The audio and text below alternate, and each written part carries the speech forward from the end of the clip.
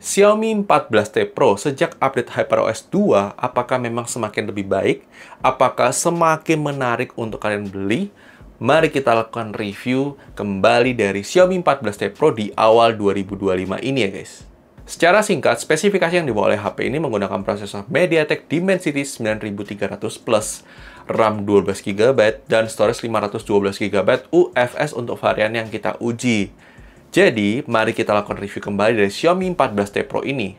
Aspek pertama yang akan kita bahas dari sisi kameranya dulu, karena Xiaomi 14T Pro ini membawa kamera yang bekerja sama dengan Leica, di mana kamera utamanya 50 megapiksel, kamera ultrawide-nya 12 megapiksel, kamera telefoto 2,6 kali optical zoom-nya 50 megapiksel, dan kamera depan sebesar 32 megapiksel. Secara update HyperOS 2 itu membawa improvement yang lebih baik khususnya dari sisi video. Untuk pertukaran lensanya itu lebih smooth ya, lebih smooth. Kita tidak bisa bilang smooth banget, tapi lebih smooth dibandingkan HyperOS pertama. Kemudian secara kualitas gambar pun lebih improve ya, secara warnanya, kemudian secara detailingnya itu lebih improve ya, lebih baik daripada generasi sebelumnya ya guys, yang OS yang HyperOS pertama. Dan kalau kalian lihat beberapa sampel foto dan video ini, kita benar-benar takjub ya untuk hasilnya. Meskipun memang kita ada sedikit catatan kalau potretnya itu memang dia akan menghaluskan sedikit untuk mukanya kita, yang memang mungkin bisa di-off-kan, tapi waktu kita autonya itu tidak off ya guys. Dan meskipun kita off-kan pun itu masih tetap ada softening untuk kulit kita. Tapi ya overall kita bisa bilang kualitas foto itu memang bagus banget ya guys. Dan memang menurut kita ini adalah nilai jual utama yang sangat menarik banget dari Xiaomi 14T Pro. Kalian bisa lihat sampel foto maupun videonya setelah ini ya guys.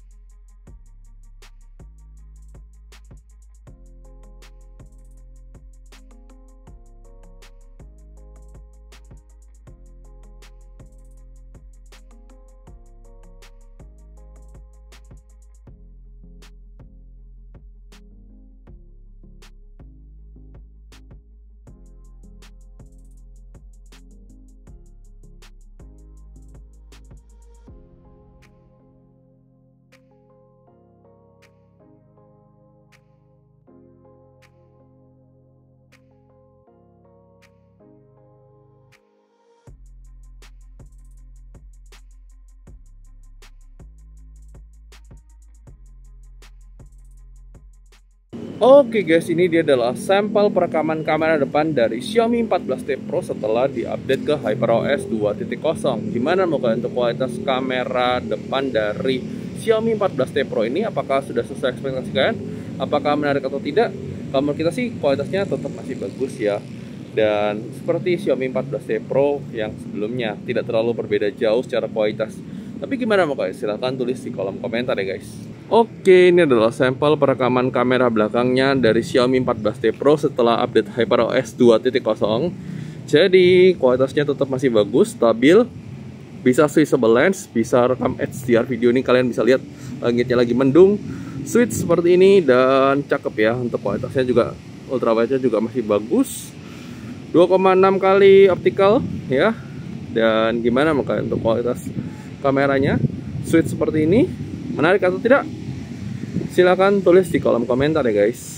Oke guys, ini dia adalah sampel perekaman kamera depan dari Xiaomi 14T Pro dalam kondisi low light sejak update HyperOS 2. Kalau dari preview sebenarnya termasuk stabil ya, tapi kita nggak tahu apakah ada efek jitternya atau enggak ya.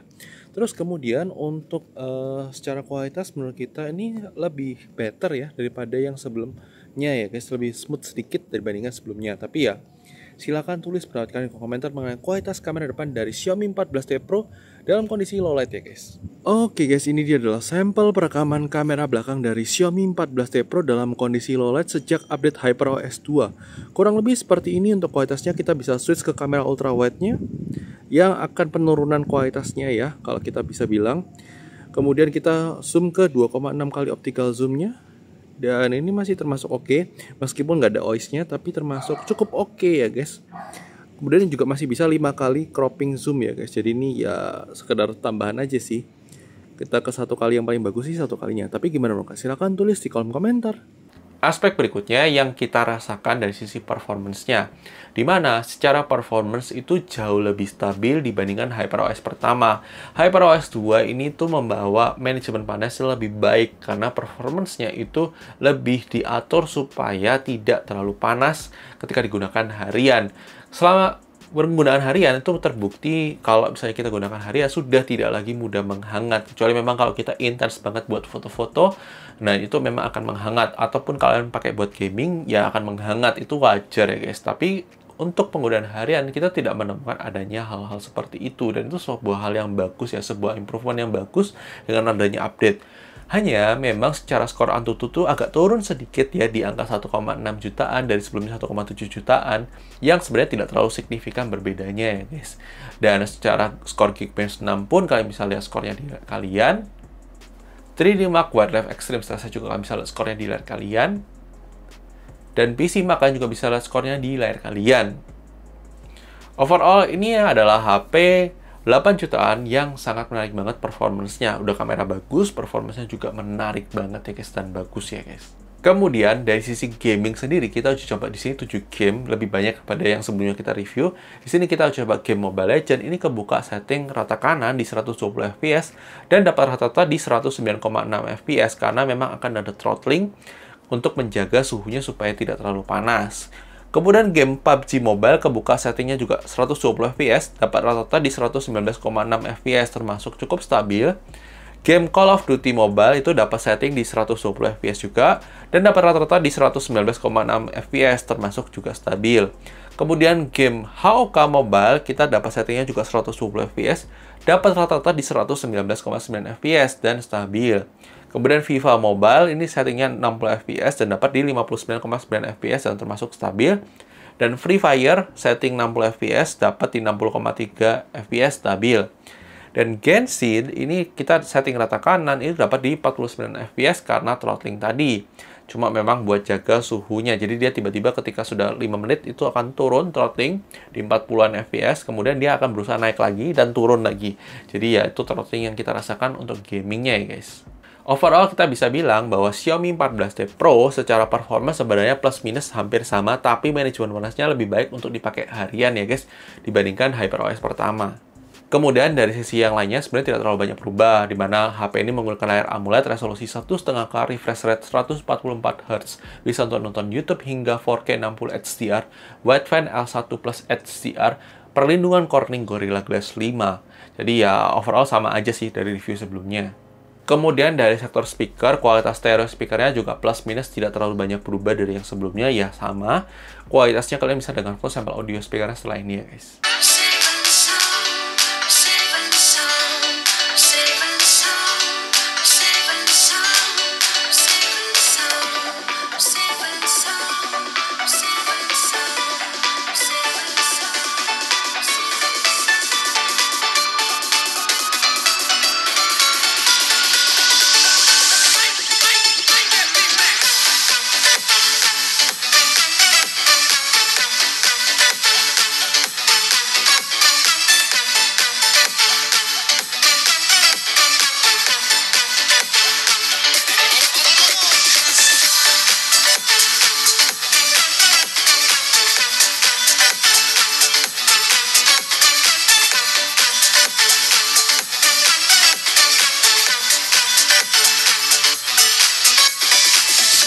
Kemudian dari sisi baterai, nah ini ada improvement sedikit ya untuk baterainya. Menurut kita lebih awet, bisa banget dipakai seharian. Kita sudah pakai nonstop itu seharian tuh aman ya guys. Pakai 2 WhatsApp, sosial media, ya kadang sekali gaming, browsing, dan lain-lain. Itu bisa banget dipakai seharian. Itu sebuah improvement yang menurut kita lebih berasa ya. Meskipun tidak terlalu signifikan, tapi lebih berasa improvement baterainya lebih irit dibandingkan HyperOS pertama ya guys. Kemudian dari sisi charging sendiri, HP ini bakal charger 120 watt, itu yang kenceng banget ya guys. Punya support wireless charging 50 watt, dan suatu hal yang sangat-sangatlah bagus banget untuk segmen harga 8 jutaan. Kenceng parah sih guys untuk chargingnya. Kemudian dari sisi security sendiri, sudah ada on-screen fingerprint scanner, dan juga sudah ada face unlock ya guys. Lanjut dari sisi desain, menurut kita ini memang adalah selera, menurut kita ya termasuk standar saja untuk kelas HP Xiaomi flagship ya guys. Kemudian slot SIM card sendiri, dia pakai dual slot SIM card, tanpa micro SD slot, tapi sudah support eSIM ya guys. Kemudian untuk aplikasi zoom sendiri sudah support virtual background zoom yang memang bagus ya karena prosesornya sudah mendukung ya guys. Kemudian untuk fitur NFC, punya IP rating IP68, support USB OTG, tidak ada jack 3,5 mm dan tidak ada aplikasi FM radio, yaitu yang kalian perlu tahu soal HP ini. Kemudian untuk navigasi Google Maps sudah pasti aman dan lancar, tidak ada masalah soal itu. Kemudian jaminan update software sendiri 4 kali update OS dan 5 tahun security, yang dimana ini sudah mendapatkan 1 kali update OS, jadi kurang 3 kali lagi ke Android 18 ya guys.